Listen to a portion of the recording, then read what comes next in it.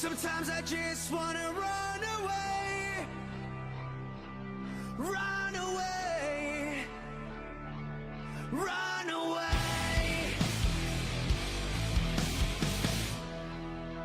I only wanna disappear, far from here, away from everyone.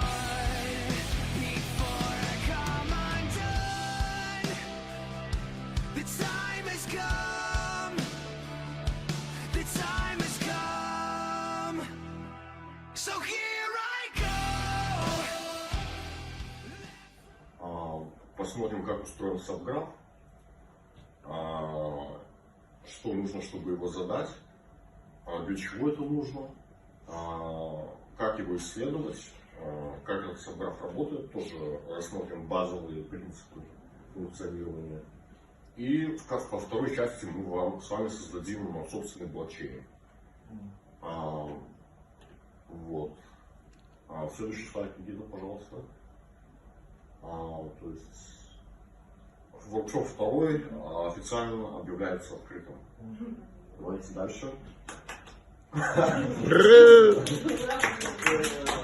Так, ну это мы это уже видели, это слайд, отображающий вашу экосистему как целое. Никита, давайте дальше. Значит, первая тема – это введение в сабграфы.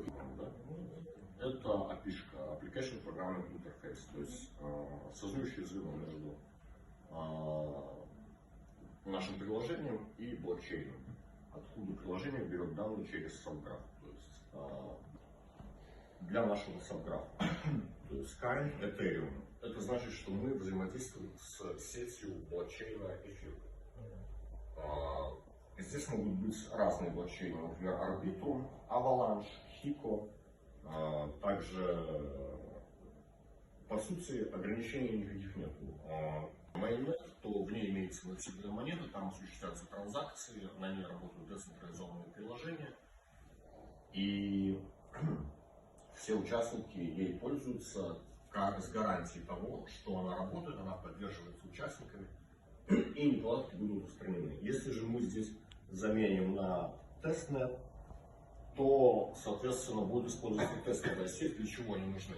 Перед тем, как добавить какую-то фичу в mainnet или выкатить mainnet на публику для использования, это все проверяется в тестовой сети. И эти сети существуют параллельно. То есть перед тем, как внести модификацию в mainnet, соответственно, какой-то новый принцип работы, новую фичу блокчейна, то используется именно все это обкатывается на тестовой сети. Ну, получается, тестнет это как песочница для проверки. Да, абсолютно верно. Тестнет это и есть песочница. Далее, адрес. Что это за адрес? Может, кто-нибудь уже догадался? Это адрес, да, нужного нам какой-то часть терминала. Не совсем. То есть данный сабграф мы моделируем для токена GRT. То есть мы будем брать данные о токене, о его жизни в блокчейне. И, соответственно, данный модельный сабграф мы создаем для токена GRT. Сейчас мы посмотрим, так ли это. Догадался? Как он функционирует, что он делает. Это, наверное, как раз таки эфирный типа банк, наверное. Да, абсолютно верно. То есть это блок Explorer, так называемый. Что он делает? Блок Explorer — это программное обеспечение и централизованная база данных, которая сканирует блокчейн и извлекает из него данные. Любые о транзакциях. Вот мы видим цена, капитализация монеты эфира, количество транзакций, последний добытый блок. Вот это медианная цена газа, то есть сколько в среднем платится за комиссию за транзакцию в данном блокчейне. $2 15 центов. То есть это все списывается именно в монете нативной этого блокчейна эфир. То есть последний безопасно добытый блок. Вот, диаграммы, это все генерируется. Вот мы здесь видим также таблицу добытых блоков. Проверяем, для какого токена мы создаем наш сабграф. И вот мы видим адрес контракта и эмблему токена GRT, то есть все верно. Переходим на него. Что это наше, да. Да, и видим, наш адрес совпадает. Так. Это как, наверное, вот этот номер транзакции в банках, вот здесь это похоже на систему, так более отчетная, что ли. Да, абсолютно. Смотрите, вот это транзакции, которые осуществляются с применением токена GRT. То есть это могут быть отправки как самого токена GRT между кошельками, так и обмен токена GRT на другие токены. И это все открыто для всех. Конечно, это все публичный леджер называется, публичная бухгалтерская книга. Мы вас познакомим также с технологиями приватных смарт-контрактов, которые позволяют это закрываться. Либо приватных монет, такие как XMR, Monero, таких как Zcash, то есть монеты, у монет, нацеленных на приватность, на анонимность, этот леджер закрытый. У нас заграфлен токен, который функционирует на блокчейне эфира, и его леджер, он открытый. Reputation OK, значит, токен официально подтвержден, что это компания Zegraph. Этот токен функционирует для обеспечения движка, который выполняет функции забора данных, их индексирования, структурирования, поставки их приложений. Все официально, все фиксировано, все видно, как за стеклом. Ну как официально, то есть, ну можно сказать и так, да. Репутация окей, значит. То есть, что верифицировано. Дальше, что такое API, то есть Application Binary Interface. То есть нам подсказывает наш коллега, который создавал именно этот модельную EML, что это интерпретатор, который способствует коммуникации с EVM байткодом. То есть, проще говоря, это просто тип того, как мы будем считывать функции в смарт-контрактах нашего. Да, каким методом будем считывать, читать смарт-контракт. Смарт-контракт нашего токена. Дальше. Станк-блок. Что здесь за нюанс? Станк-блок это блок, с которого мы будем читать и извлекать данные, касаемые нашего токена в блокчейне. По заказу, то есть по контракту, который мы А как мы напишем сабграф? Смотрите, это еще не текст сабграфа, это его инициализация. То есть что такое блок в блокчейне? На прошлом воркшопе объяснял. То есть очень важно это прочувствовать, чтобы понимать, что вы делаете. Кто-нибудь может сформулировать? Через транзакции. Смысл транзакции может быть любой. Не обязательно это передача финансовых средств. Вот, какая-то функция выполняется, все, это транзакция. Функция, которая То есть блок, пачка транзакций. Транзакции пишутся в блок. Как только блок заполняется, у него есть фиксированный размер, все, он записывается в блокчейн на всех серверах, с которых мы будем, получается, индексировать забирать данные, с какого номера блока блокчейна наш сабграф будет забирать данные и их структурировать. То есть можно выбирать любой, но лучше указывать, получается,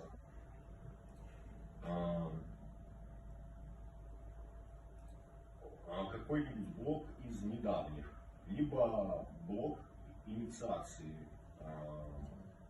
Вот смотрите,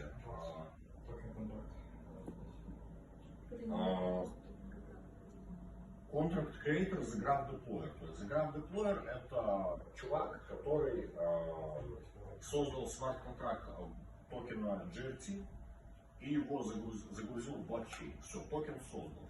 Вот, этого чела зовут Zegraph Deployer.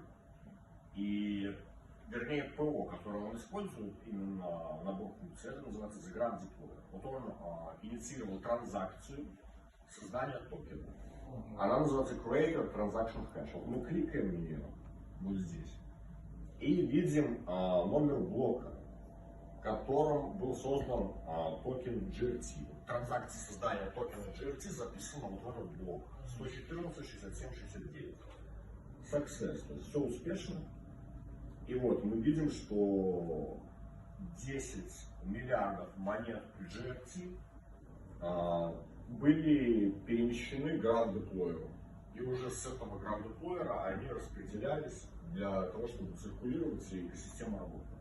То есть, соответственно, нам выгодно просто скопировать вот эту вещь и вставить ее вот сюда. То есть, что уже и сделано. То есть, такое ритуальное действие. Почти 4 года назад. Даже не почти. Дальше, mapping, это у нас, Составление.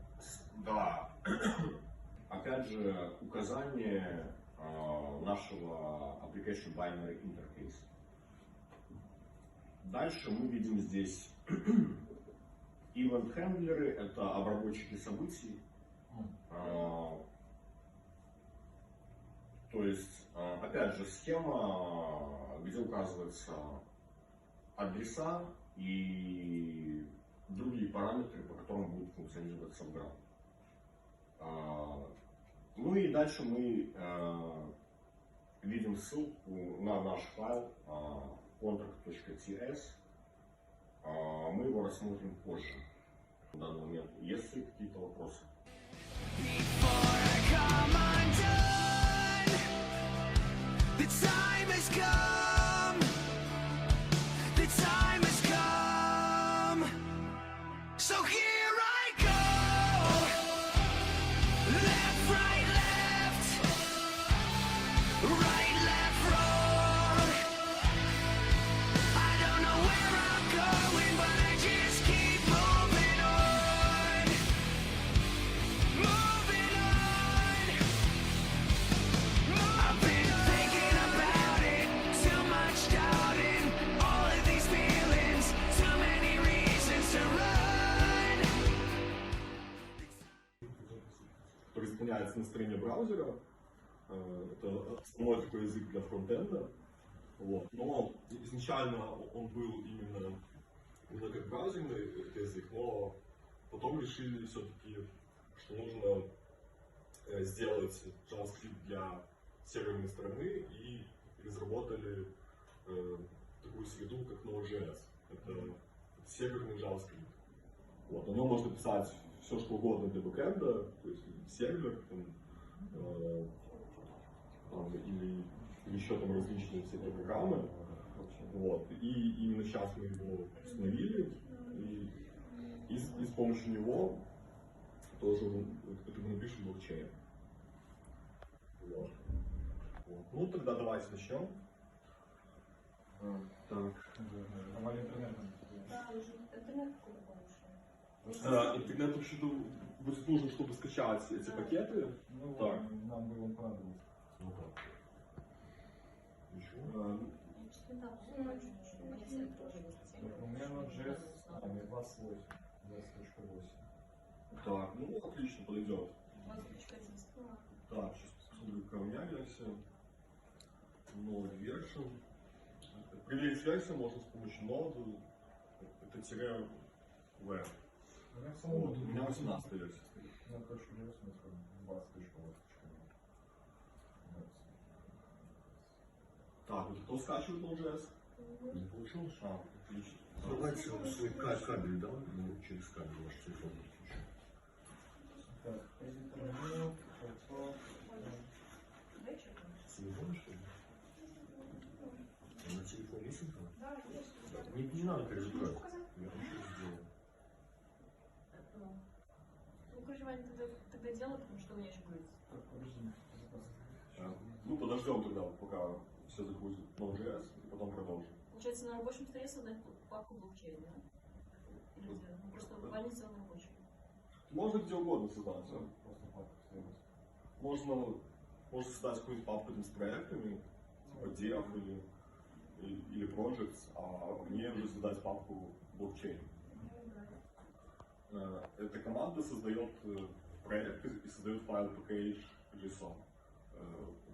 Это файл конфигурации, в котором есть там вся информация о проекте, команды для NPM там еще можно прописывать. Как из обычной команды строки выйти в конкретную? Из обычной. Можно на сам папа. Жизнь уже искусственная. Нет, лучше из обычной команды свеки, потому что команда свека на JS почему-то NPM не запускается, лучше из обычной. Так, сейчас нужно перейти просто в папку с проекта, так? Силу для написать решили. Это обычная папка. Ага. А как я открыть на самом в этом? Это с помощью команды CD. Так. SD. Так, теперь диск еще нужен какой-то. Там Сейчас он качается. Redis, да? Потом двоеточие и слэш какой-то. И Скачать. Да, да. Так, вот. Ну, сначала может. Рабочий стол. Наверное, сейчас просто. Вот, отлично. Сначала это лучше просто перейти на диск. Может, надо будет. Это C. Может, Цвета. скопировать полностью вот этот пульс, который сверху? Вот это. Да, можно так еще сделать. Или можно сначала перейти в корень диска C с помощью команды CD и две точки. И потом уже войти в папку. Нет, дайте CD, две точки. Так, user CD две точки. Так, теперь CD. Там project. Да? Так. Нет. Тут таких несколько. Да, уже сразу. Так. Project. Ладно. Так. А как он называется? Ну, это уже пусть интегрировано. Ну или вот так. Вот. Тут команда здесь есть. На этом компьютере. Вот он команда. В поиске. Не скачивай. Не скачиваешь? Да. Не хочу через сорваник. На диск C закинуть, уже вот там вот там наказываешь, что нужно так появиться. Через вот такой Зайди на диск и просто эту папку перенеси в диск C, чтобы ну, сразу был C и папка. Ну, наверное, Да, может так будет быстрее и проще. да. И сейчас попробуем. Так, теперь из команды свеки CD две точки, еще раз CD две точки, SD, SD и две точки, да. А теперь CD projects. Попробуй написать это, SD сухая, да. Project. О, все, отлично. Тут SD тоже. Если папка существует, тогда это будет SD блокчейн, а если еще папки нет, тогда MK1 блокчейн.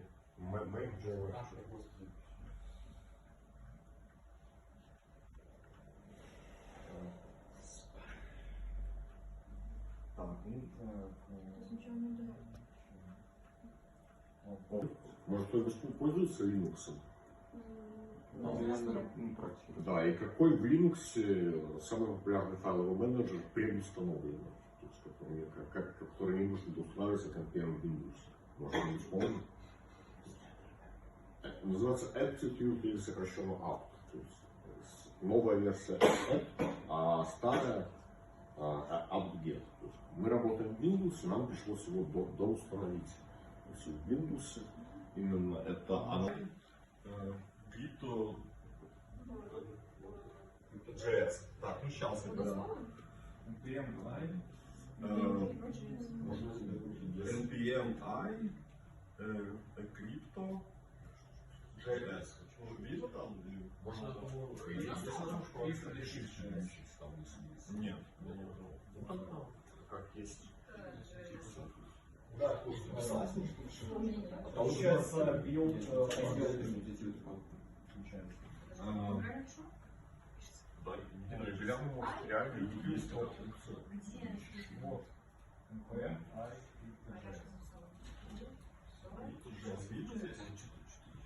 Прямо. Не говорю. Вот. Пакет скачан. NPM, I, JS. Ну, если я все правильно сделал, то это так. По-английски запишешь. Ты пишешь NPM, NPM. Сначала нужно перейти на папку, где вы будете испугаться вообще. Так, где она находится? У меня почему-то... Значит, сначала берем на дисплей, CD, Что значит found zero? ну, так, Или это значит, что он уже совсем пакетом стоит? так, CD, D, Ну, один пакет уже. двоеточие и слэш. И еще типа слайд снова. Так, Школа Ну вот, и... Что было это? Смотрите, фаунт лог, zero log это значит, что у Ивана на ноутбуке нету никаких уязвимостей, которые мешают. То есть нам не нужно разрешать никакие зависимости и так далее. можно и имя свое, там, фамилию, ник. Так, вот.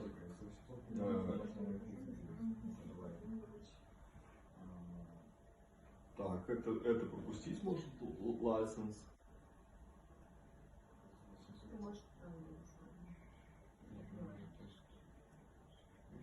Так, yes. Все. Тест-команд можно пропустить. Git репозиторий тоже можно пропустить. Keywords там, типа там блокчейн можно там написать. Там, шаг 256, например. Это мой, да. Автор. Это зарядка, кстати. Язык. Да. Это тоже двойник, тоже бессмертный, тоже. Так, имя автора, license пропускаем. Все, окей, yes. Ну, вообще. Так, это сделали. И сейчас у нас там. У тебя есть... Да, мне пришла я. Даже немножко подряд, чтобы Так, а ты из последней? Нет, не могу. Создать проект. Так, нам нужно о чем? Так, папа блокирован, да? Не могу, там еще одна есть просто. Это C-Sharp, C-Sharp, C-Sharp, C-Sharp. Visual Basic. Вот эти языки можно написать. Так, можем на JavaScript концерт дать, да? Что, JavaScript? Концерт, ну, база школы. У него просто без... Нет, не обязательно JavaScript консоль. Ну, через Visual Studio просто. Ну, можно, Ну, попробуем. если там есть консоль, можно, да, через консоль Visual Studio. Так, ну, вот, А почему же тебе же нужно открыть папку? Зачем тебе проект? ну ладно, давай сейчас. Так, Тебе точно не нужно? а мы куда должны открыть папку? Который лучше. И еще мы также загрузим webpack и webpack CLI. Тоже npm install, webpack,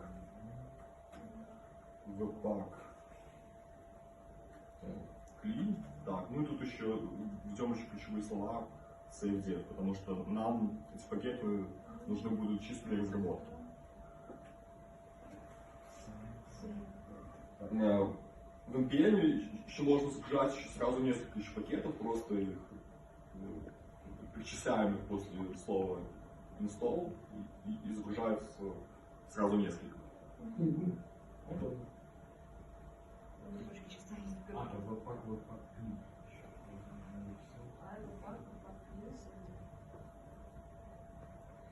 Сам пак, потом вот открылся. Это все можно нажимать вот Так, загружаем.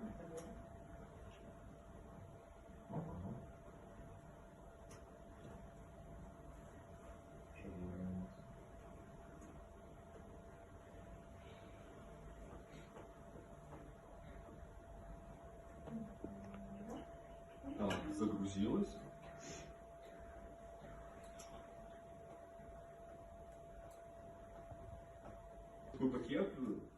который может, ну, который управляет проектом. Он может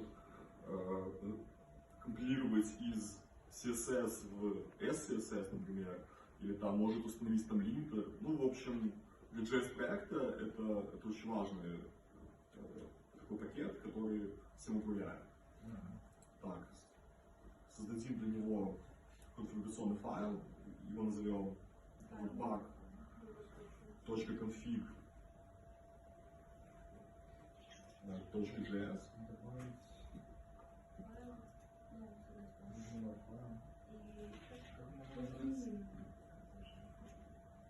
Можно передать webpack.config.js. Да.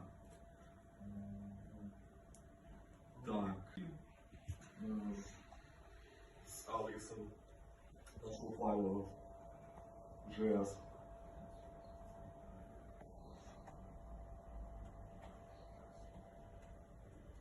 И output.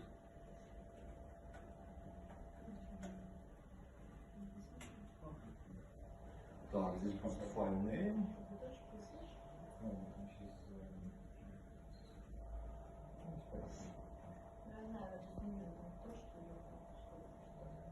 Bundle.js и путь, куда будет скидываться компилированный JS файл. Pass resolve.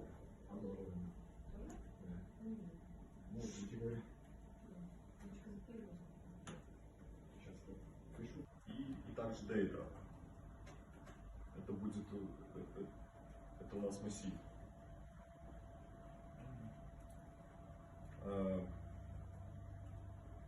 Так, потом в конструкторе определим эти поля. Здесь timestamp. У нас устраиваем timestamp. Здесь data равно data. Ну и также еще определим поле ref hash. Оно пока что будет равно тоже пустой строке, но потом мы будем уже вводить его значение.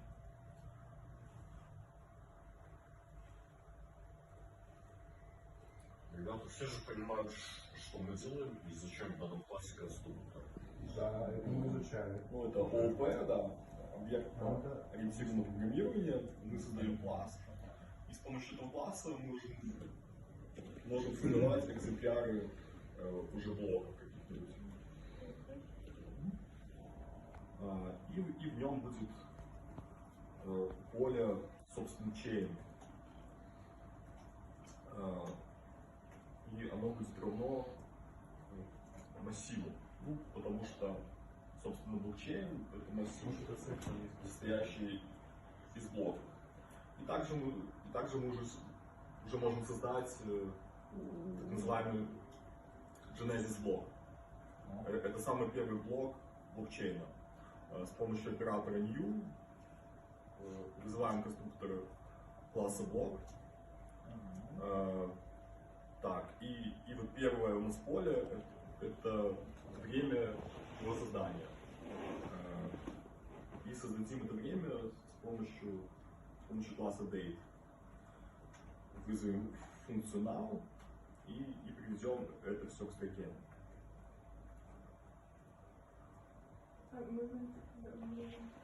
Так, определенную длину, и которую уже можно использовать в блокчейне, ну, потому что она неявная, она зашифрована немножко. Ну а чтобы ее зашифровать, мы сейчас импортируем функцию SHA-256 из пакета Crypto.js. Напишем import SHA-256 from. Так, зайдем в папку Node Models.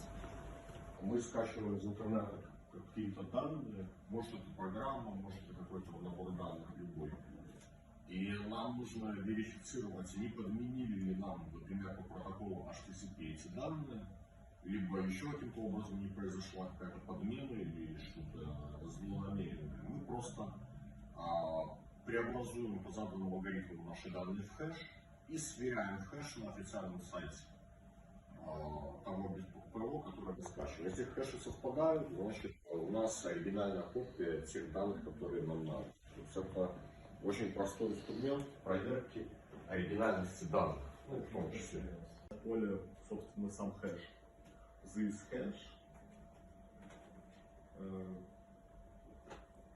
get hash. Feelings, too many reasons to run. The time has come. The time has come. So here